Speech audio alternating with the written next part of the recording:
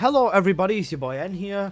I'm coming at you guys with another YouTube video. So, in today's video, let's have a look at these Yankee Danky Doodle loving dimension stabilization keys. So, there's a lot of ways to obtain them. So, which way is the actual best? I currently have 3.7 thousand of these, so that just gives you a good indication. I do know what I am doing, I promise. So, let's get right on into it. Now, with this, if we look at the update and see where they were added into, these are the new sources. Sigma Sector, upon defeating a commander. Axion Planes, one key with a certain probability. Where is the paint thing on here? Because I wanna draw a big line under the certain probability thing. But certain probability upon defeating a commander. Void Vessel, one key as a standard, and in hard mode between 1 to 4 upon defeating a commander. Low chance to obtain 20. Supermassive, 1 to 4 keys upon defeating a commander, with a low chance to obtain 20, and then the same for Forbidden Sanctuary. So, TLDR, Vessel, Sanctuary, and Supermassive, 1 to 4 keys as a gamble, with a jackpot of 20, that is a low chance. Now, make of that what you will, but that is pretty much what we've got. In terms of actual running in practicality, this is what I got in terms of the numbers. So for Supermassive Receptor, we'll just go through it, we'll go through it from top to bottom actually. Actually we'll go bottom upwards. So in Supermassive Receptor, I timed about just under an hour, or I just wanted to keep the runs sub-hour, because if you look at the average time people play games in this day and age, it's under an hour. So I wanted to see how much I could do in under an hour, or I just decided to call it quits once my brain turned to mush. So for Supermassive Receptor, in just shy of 50 minutes, I managed to get myself 32 keys. Sometimes it was 1, sometimes it was 2, sometimes it was 3. Honestly, I felt like the RNG on this one was really kind to me. Normally, I'd be getting way more 1s, and in Supermassive, I ended up getting a few 2s and even a few 3s over 15 runs. In terms of time, this was just the number displayed at the end of the mission, not including loading time, so this was probably about an hour in total. So this is what I managed to get in Supermassive. When it comes to Forbidden Sanctuary, I ended up getting about 32 keys, the same as Forbidden, but in 55 minutes, because the mission is overall longer. This is essentially a gamble on whether you get the jackpot or not. Other than that, Void Vessel 2, about 50 minutes again to get yourself 32 keys. Oh, sorry, 34 keys. So you can see the general consensus is about 30 odd keys in 50 odd minutes, or something like that, give or take. And then we have Sigma, which was 40 keys in 39 minutes. Now Sigma we were throwing, and I ran majority of this solo, and then I ran like 10 runs or 5 runs of each in a duo.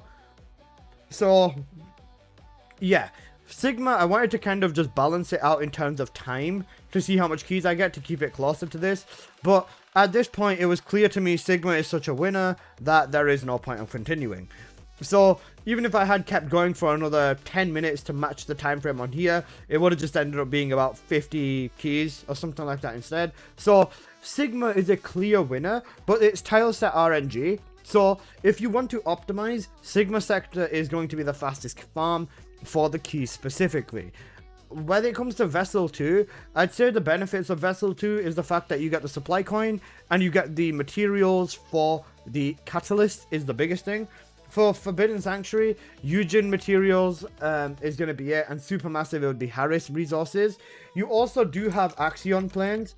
In Axion, just run the Axe Converter power station whenever it's on, and you'll get basically all of the resources from all of these combined, along with a lower chance of keys. Well, I didn't write the numbers down for every single Axe Converter run, but in about 1 hour, I got, in the last rotation I ran, in about 1 hour, I ended up getting about 20 keys or something. 20 to 30 keys, I'm going to say. So even in an hour of Axe, it's about on par with this. So basically, the new methods of farming are all absolutely arse. They are all shit. They are poo-poo, right? Because when you fight the Axion Colossus, what happens with this? you get between 1 and 70, 1 and 70 keys, and a higher chance of getting, realistically, maybe 1 to 15. Okay, I'm gonna say closer to 1. When you fight the Wall Crasher, you get 1 to 400.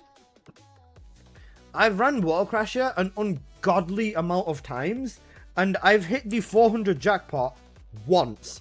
My average on Wall Crasher is about 15 keys, I would say, just off the top of my head. Because I get more runs on Wall Crasher where I do not end up with enough keys to run one singular run in breach tracking. Now, I know it's not an actual problem for me because I know life this game and I practically live on it. But this is still absolutely fucking ridiculous. I think at a bare minimum, you should have at least 50 keys in a Wall Crasher. In a Wall Crasher, 50 keys should be a bare minimum. And the Axion Colossus should give you an absolute minimum of 15 keys. Make them worth your time. If you're going to log into Wall Crasher or log into Axion to go to the Colossus, they should give 20 keys or at least a bare minimum of 15. Make it 20 to 70 keys on the Axion Colossus, and make the Wall Crasher 50 to 900 keys, if you will, and make the jackpot 900. You can decrease the chance on Wall Crasher even, specifically because, well, 50 keys at a minimum means even if you run it, you end up with enough keys. And for some bizarre reason, you don't get keys when running breach tracking. Huh? What? You do not get keys when running breach tracking. A lot of people were sitting there thinking, this is going to be our saving grace when ETA 0 opens up. And ETA 0 gives us 600 keys a week. A week, right? Because they introduced breach tracking as a farming mod. Let me be inherently clear.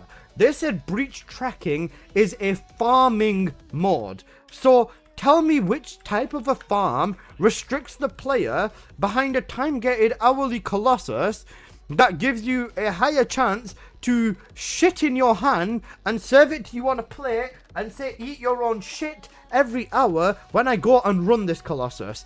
This not being a weekly reset is the ultimate fuck you to anyone that actually wants to play this mod. Getting 600 keys a week would be excellent, because that's at least a decent amount of runs. 5 runs is 100 keys, and 5 runs takes no more than 15 minutes or 20 minutes.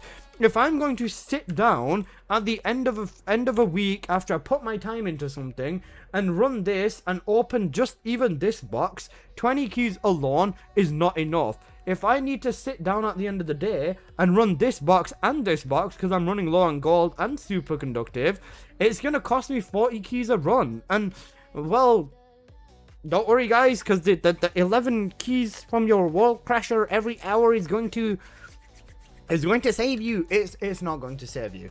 This mod is the best fucking mod in the game. No doubt, hands down in my opinion, one of the most fun mods in this game. But they have continually fucked this thing like a Diddy victim every single time they have said something about this mod. Because keys should at least be in the mod, Wall Crasher should have more, and when you think that they're going to add saving your key methods, these key amounts are fucking ridiculous as well.